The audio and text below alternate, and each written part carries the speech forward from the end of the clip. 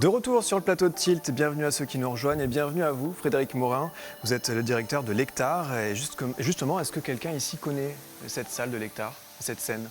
Moi, je ne connaissais pas. Vous ne connaissiez pas? Non, non plus, non. Vous non plus. Vous allez pouvoir nous dire ce que c'est alors? Ah bah volontiers, avec beaucoup de plaisir. L'Hectare, on est situé à Vendôme, donc on travaille sur le territoire vendômois et on a une singularité, c'est qu'on travaille quasiment la moitié, 44% de la programmation des spectacles qu'on effectue sont effectués en milieu rural, dans les petits villages de l'agglomération, puisque nous, on travaille, c'est pour ça que ça s'appelle l'Hectare Territoire Vendômois, et on travaille sur l'agglomération de Vendôme, qui est une agglomération très rurale, 65 communes en milieu rural, et la ville de Vendôme, qui est une petite ville, 16 000 habitants. Voilà, donc il y a près de la moitié des représentations, qui sont 44%, qui sont aussi en zone rurale, c'est-à-dire à Thro, à Azé, à Montoire notamment. Vous avez une excellente nouvelle à nous annoncer. Vous étiez une scène nationale autour de la marionnette, mais en préparation. Et là, vous avez le label, vous allez devenir, je vais y arriver, une scène nationale. Un centre national. Un centre Comme national. Un centre national dramatique ou centre chorégraphique national. Effectivement, oui, c'est une belle nouvelle parce que ça fait pas mal d'années qu'on attendait ça. Et puis la marionnette, souvent, on a l'impression de dire oh, c'est pour les enfants, c'est un art désuet. Alors que c'est un champ disciplinaire très puissant puisqu'il allie l'art contemporain, les arts plastiques, qui sont des formes animées souvent qui sont présentées, et une écriture de plateau. Et puis c'est aussi avant tout un art d'essence populaire. Et c'est souvent c'est l'art de l'interpellation, c'est l'art de l'outrecuidance et de l'insolence. La marionnette n'a jamais été faite pour les enfants au départ, jamais. Alors, pour la saison 2021-2022, il y a plus de 30 concerts et spectacles, du théâtre d'ombre, du théâtre d'objets, de la danse, avec la pastorale notamment. C'est-à-dire, il n'y a pas que de la marionnette. On va revenir à la marionnette. La pastorale, c'est 22 danseurs en scène. Et c'est impressionnant, les images de toutes ces personnes qui dansent synchronisées. C'est vraiment beau. Et puis, évidemment, il y a de la marionnette, avec notamment ce spectacle, Le bruit des loups, dont je vous propose de regarder un extrait ensemble.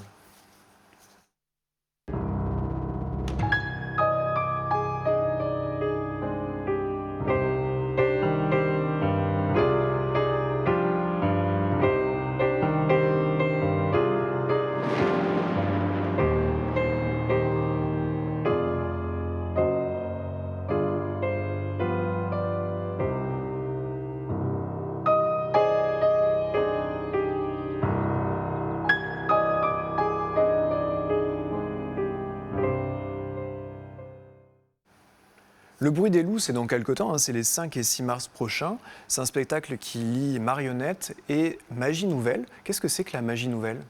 Qu'est-ce que c'est que la magie nouvelle? Oh diable, quelle question. La magie nouvelle, c'est un petit peu né dans le cirque contemporain, c'est-à-dire que dans le cirque ou dans la magie, vous aviez des numéros de cabaret ou des successions de numéros. Et là, on pose une dramaturgie, c'est-à-dire qu'on va poser un sens, soit un sens poétique, soit un sens narratif, sur un spectacle qui va avoir un continuum d'une heure, 1h15, 1h30. Où là, le champ disciplinaire va servir de support à un propos dramaturgique. Donc, ce n'est pas exclusivement la virtuosité ou la magie, c'est aussi le sens poétique et le sens dramaturgique et l'émotion que ça va susciter au-delà de la virtuosité de la discipline. Donc voilà, je disais tout à l'heure, il y a de la danse aussi, avec notamment la pastorale, qui lie de la musique classique avec de la danse. Mais il y a aussi des têtes d'affiche. Il y a Cœur de Pirate qui va venir le 12 mars. Et puis il y a Gauvin Serre. Lui, il vient vendredi 19 novembre. Donc c'est dans peu de temps, c'est dans 2 semaines, un peu plus à peine. Vous avez une recherche comme ça d'être éclectique, où vous cherchez une cohérence dans toutes ces personnes qui viennent et tous ces spectacles? Notre mission, elle est éclectique. On a un éclectisme forcément, puisqu'on est en situation de monopole sur un territoire rural. Donc on se doit d'offrir à la population l'accès à des œuvres de différents champs disciplinaires, toutes les esthétiques musicales ou de théâtre. Effectivement, vous parliez de la pastorale, centre chorégraphique national, ballet de Biarritz, un des plus beaux ballets néoclassiques d'Europe, voire du monde. Et puis on peut tout aussi bien accueillir une toute petite forme de marionnette, évidemment. Il y a un peu plus de marionnettes que dans d'autres théâtres, forcément. On a un centre national de la marionnette, donc forcément, c'est le cas. Mais on épouse l'ensemble des champs disciplinaires et l'ensemble des esthétiques à l'intérieur des champs disciplinaires. Vous avez parlé, j'ai vu récemment, du Comics Orchestra, qui est venu à Vendôme, Dylan Corley, c'était à Vendôme, c'est nous qui l'accueillons. Voilà, on a aussi bien de la musique symphonique, de la danse contemporaine, du théâtre contemporain, que cette fameuse magie nouvelle. Juste un mot, c'est un spectacle qui joue en ce moment au Théâtre du Rond-Point. C'est un événement dans le monde du spectacle vivant, du théâtre subventionné. C'est un grand magicien. Il est du niveau de David Copperfield. il pose du sens dans ce qu'il fait. Il y a des animaux sur le plateau, ça va du cerf au loup. C'est l'un des plus gros spectacles qu'on accueille à Vendôme et on a un très grand plateau du type celui de l'espace Malraux à jouer les tours. C'est une œuvre exceptionnelle qu'on accueille en région centre. D'accord. Et bon, va se faire un plaisir d'aller voir ça. Et donc il y a des cerfs sur le plateau? Je vous dis pas tout, parce qu'il y a de la magie. D'accord, ok. Quelle capacité elle fait la salle? 800 places. D'accord, 800 places, donc il y a quoi? Il y a de quoi faire quand même, mettre hein. des gens. Ouais. Je voulais revenir sur la marionnette. Alors, dans la foulée de Gauvin Cers, donc le 19 novembre, quelques jours après, le jeudi d'après, il y a Feu for Wits qui se passe, c'est de la marionnette qui se passe dans un EHPAD. Et ça rebondit un peu sur ce que vous disiez, c'est que la marionnette, c'est pas fait que pour les enfants. En fait, c'est un peu ma question. Vous faites des spectacles qui ne sont pas du tout destinés aux enfants? Pas du tout. Feu for Wits, ça s'inscrit dans un temps fort qu'on a appelé Regard de femmes, qui sont des écritures de plateau, de mise en scène portées par des femmes. Pas forcément des problématiques féminines. Demain, on a Crocodile, c'est un réfugié pachtoun de 14 ans qui traverse la mer Méditerranée. On a 37 heures, qui est d'ailleurs une tourangelle, Elsa Adreger, qui raconte l'histoire d'une femme qui est violée pendant des mois par son moniteur d'auto-école. Et Feu for Wits. Feu for Wits, c'est un sujet tabou, c'est la tendresse charnelle dans un EHPAD entre les personnes âgées. Pourquoi? Passé un certain âge, on n'a plus le droit à la sensualité corporelle. Et aujourd'hui, et donc par la marionnette, elles vont nous proposer, elles ont fait 2 ans et demi de travail de récoltage, d'interrogation dans des EHPAD. Elles ont travaillé 2 ans et demi d'immersion dans différents EHPAD, certains en milieu hospitalier, d'autres non, et de voir avec les personnels soignants aussi cette tendresse corporelle. Pourquoi on se dit qu'on s'en prive à un moment de la vie? On est jeune, là, nous, tout va bien, on vit bien notre sensuelle notre corporalité. Mais à 80 ans, on a aussi le droit de tomber amoureux, peut-être, et on a aussi le droit d'avoir des émois amoureux qui sont aussi sensuels. Donc c'est ça dont ça parle, avec une énorme pudeur, avec énormément de dignité humaine, de poésie et aussi d'humour. Parce qu'il y a des situations cocasses et drôles. Ouais. Et par la marionnette, ça qui est drôle aussi. Et là, c'est un média formidable. Mais je voulais juste conclure sur ça, c'est qu'il y a quand même des spectacles pour les enfants aussi, et notamment avec les horaires adaptés, et notamment le dimanche matin.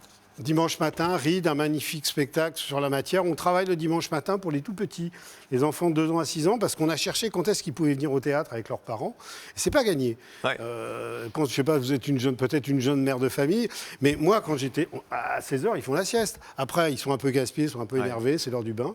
Mais on s'est aperçu que le matin, c'était ce qu'il y avait de mieux. Et le dimanche matin, particulièrement. Il n'y en a pas beaucoup qui vont à la messe maintenant, donc c'est une plage horaire qui est assez disponible. Et donc, on peut aller en famille le dimanche matin à 10h30, déguster une œuvre pour les enfants. Merci beaucoup Frédéric. Donc toutes les infos, c'est sur lectar.fr. Vous avez évidemment tout le programme et la programmation jusqu'à la fin de la saison. Alors c'est vrai que Ride, ça se passe avec de la terre, hein. C'est de la terre meuble. Oui, et les gamins peuvent brasser la matière, peuvent travailler la matière. Ça aussi, c'est de la marionnette. Ça vous parle, ça, Adrien, j'en suis sûr. La terre meuble. Ça va vous rappeler certainement le lieu dont vous allez nous parler à présent. L'aventure, ça vous connaît, vous, Adrien? Vous êtes allé un peu plus loin que les châteaux habituels. Vous êtes allé un peu plus profondément dans les terres de Touraine, un peu plus profondément dans la terre même, pour nous parler d'un nouveau lieu, un lieu qui est là depuis un petit moment quand même, en effet. Et que vous avez découvert.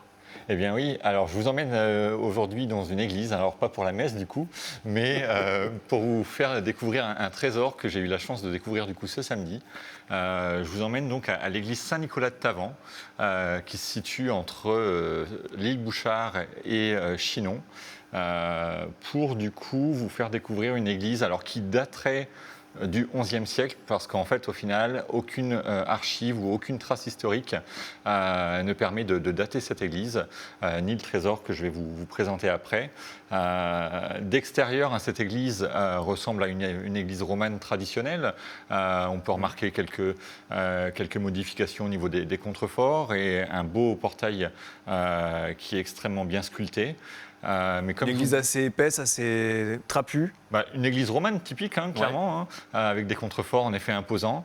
Mais au final, du coup, c'est à l'intérieur que tout va se passer et où un trésor se trouve. Et donc, au final, eh bien, je vais vous proposer d'y entrer dans cette église. Nous y voilà. Où, en fait, dès l'entrée, on peut découvrir des couleurs ocre au niveau de la voûte du chœur.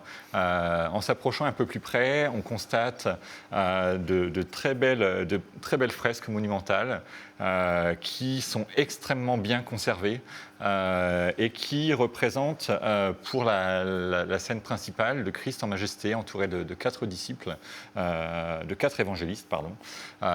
Et si on lève un petit peu la tête, on retrouve du coup des scènes de l'enfance du Christ. Donc voilà, déjà une très belle partie dans le cœur. Jusque-là, on est dans une église, somme toute, charmante, mais Voilà. qui a toutes les caractéristiques d'une église. Il y a un peu plus de mystère dans cette église, justement. En effet, vous allez me dire où est le trésor. Eh bien, pour découvrir ce trésor, il faut descendre dans la crypte qui se trouve donc du coup sous le cœur de l'église, où la visite se fait uniquement avec une guide que je remercie encore d'ailleurs pour son accueil samedi, Ouais. Marine en l'occurrence. Quand on entre dans cette crypte, clairement, personnellement, je suis resté quelques instants sans mots. On trouve ici du coup des scènes du coup avec des personnages et des événements qui ne sont pas forcément reconnaissables au premier coup d'œil. Quand on s'y attarde, on reconnaît du coup des scènes de la vie du Christ, hein, mais certaines scènes aussi sont encore dont la signification est encore débattue aujourd'hui. C'est vrai qu'il y a un mélange, il y a peut-être une influence de différentes périodes, c'est-à-dire qu'on ne sait pas trop comment ça pu se retrouver au cœur de la Touraine, perdu au fin fond de l'Europe. C'est un petit peu ça qui se En passe. effet. Comme je vous le disais, hein, il n'y a aucune trace de la création de cette crypte. Hein. Il n'y avait ni relique et il n'y a pas de tombeau non plus dans cette crypte. La crypte se compose de 27 scènes à la symbolique du coup autour du bien et du mal ou du vice et de la vertu. Clairement, on peut dire ici que le ou les artistes qui ont travaillé à la création de ces fresques étaient vraiment de très grands artistes. On voit l'habileté du mouvement pour les dessins, on voit les détails sur les drapés. Clairement, voilà, je pense que vous l'aurez compris, hein, je suis vraiment tombé amoureux de ce lieu. J'ai été totalement aussi stupéfait par le dessin qui a été fait autour des mains et de l'anatomie des personnages. Clairement, je ferais presque le rapprochement d'un certain génie italien à l'époque de la Renaissance qui avait fait un énorme travail justement autour des mains et de l'anatomie. Clairement, voilà, il y a vraiment un réel travail des artistes qui ont travaillé à ces fresques. Le mystère s'épaissit sur Léonard. Est-il passé à Tavan? Non, voilà, c'est mon interprétation. Hein, voilà. Après, libre à chacun d'interpréter comme il veut, mais en tout cas, le travail qui est fait sur les dessins C'est est virtuose. vraiment, voilà. Merci beaucoup. Ou Michel-Ange. Peut-être également. Michel-Ange, peut-être qu'il est passé par là. Marion, En tout cas, vous allez voilà. où alors, Marion? Vous allez à Tavan ou vous allez à l'Hectare? Aux deux. Vous allez aux deux. Bon choix. Bon, en attendant, on va faire une nouvelle pause et on se retrouve dans un tout petit instant avec la dernière partie de Tilt. Donc il y aura les nanoblocs, je les reprends en main, donc je peux les tenir. Et puis vous, Marion, pour la LPO. À tout de suite.